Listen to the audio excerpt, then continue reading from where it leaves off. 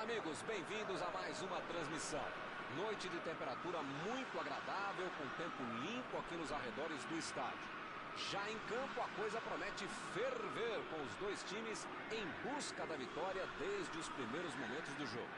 A torcida já se esparramou aí pelos dois setores da arquibancada e vem fazendo muito barulho, desde que os jogadores saíram do túnel em direção ao gramado.